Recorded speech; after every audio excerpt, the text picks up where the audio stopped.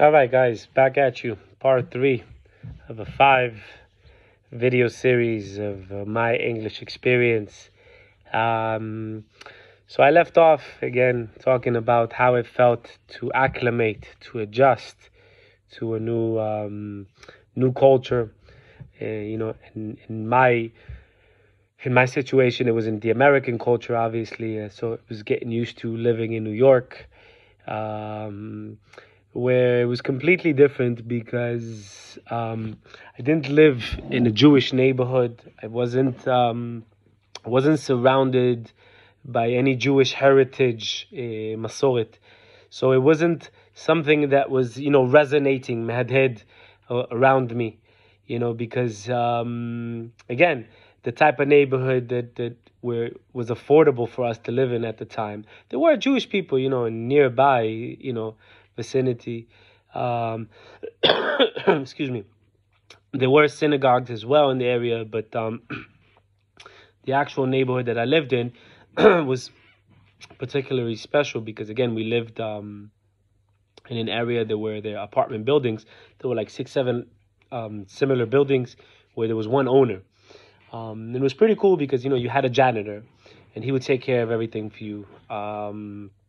And one of the things that I remember distinctively was how cool it was that you could leave your TV and electricity on all the time because electricity was part of the rent. Same thing goes for water. You could take showers for hours. So I remember as a kid, it was super exciting because, again, coming from Israel, you know, you had to like avoid using too much water, or like electricity bill would be too high. Your mom would tell you turn off the light, um, just to preserve electricity because the electricity bill might be too high. So there, it wasn't like that.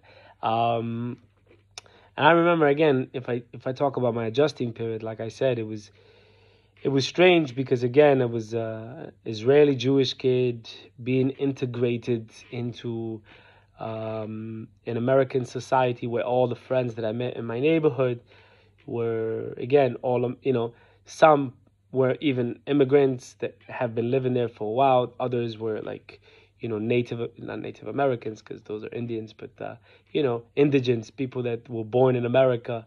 And basically, definitely, it was a soft landing for me, coming from a rough patch where the beginning was rough. So as soon as I met this group of people, again, they definitely welcomed me and ignored any of my language barriers or culture differences. I immediately learned the dress code, which was nice. Again, as much as I could, as much as my mother could afford to let me buy some clothes at the time. But at the beginning, I felt like an immigrant, and I think some of the things that stood out as far as being an immigrant was the fact that, again, I couldn't afford stuff that I was seeing out there. I mean, I was seeing people dressed, with the best brand name clothes, and people going places and people buying things. And I mean, you could just tell just by the simplest things, by kids who were able to go to the grocery store after school where you were not. Not saying that I was complaining, but just wasn't part of my routine to be able to in the beginning, anyways, because, again, my mother was trying to adjust herself and to become financially stable. So that was the beginning, and I remember distinctively that after a while, I only had 2 pair of pants. One was jeans, and the other one was sweatpants.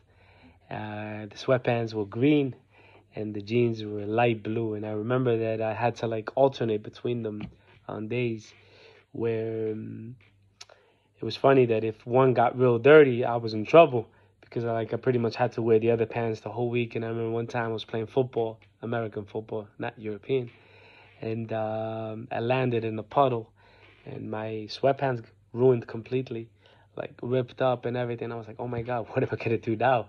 It's like in the middle of the winter, and I'm gonna have to wear the same jeans. But luckily, my mom caught a break, so she was able to buy me, another pair after a while. So that was good, and I'm thankful for that, because, again, it made me really appreciate and value things differently and the hard work my mom put in. So basically, again, the landing was soft, but again, the culture differences in the beginning, just seeing all that stuff, everything was much bigger. Clothes were bigger, they were baggier. So you immediately had to learn that. You had to learn how to dress. You also had to learn how to talk, because you're going into a public school. I didn't go to a Jewish school. So going into a public school, no one there is like, oh, hey, I speak Hebrew. Let me show you around. No, it wasn't like that. It was just, learn how to swim real quick, because otherwise the sharks are gonna, take a quick bite out of you. So that was a pretty interesting experience for me. And plus, again, the whole school experience, going into middle school. Elementary school was just, kind of similar to the States, but middle school was different because, again, like, there was no homeroom class. As I said, I think in my previous video. But you would just travel around from just as if you were in the university from class to class. So there was no bonding between you and, one particular teacher for hours, because again, you might have seen him every day for 1 or 2 hours. So I was put into what we call an ESL class, which was English as a second language. And everyone in my class was as well an immigrant such as myself. And what they did is that, again, they taught the material at a slower pace. History, social studies, science, everything was kind of like pitched to us slower. And the purpose was, again, is to integrate us, that we won't, be behind the material, there won't be a gap. And eventually we'll be able to take some sort of a test, which will qualify us to be in a regular class. And I remember that was just like always waving on top of our heads, because like, oh, when do I go into the regular class? Because again, I got regular friends, waiting for me outside, looking at me from the outside.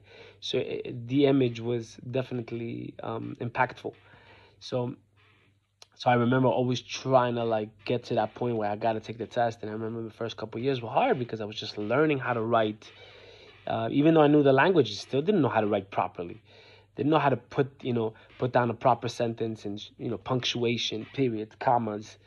It was hard because, again, 2 languages to bear was kind of hard for me. So the bottom line, again, in which I will go into my 4th video, is that I'm going to talk a little bit about middle school and about my experience, with the teachers and stuff like that. But one last thing I do remember is that in middle school, even though it was a public school, meaning religion wasn't taught, there was a pledge every single morning that they got on the loudspeaker, and then you had to say the Pledge of Allegiance to the American flag. And I remember I was like, completely weird. I'm like, you're swearing your allegiance, ne'emanut, to a flag. Excuse me. So I remember that was real funny. But every single morning, and people would look at you, are you uttering the word? Are you saying the monad? And I remember that again, that also, was impactful and influential on your social status. Because right away, if they saw you were not saying it, they knew you were an immigrant. Because again, the school was quite big. I mean, 2,000 kids in middle school, 5,000 in high school we had. So it was quite big. Anyways, see you guys in the next video. Thanks a lot.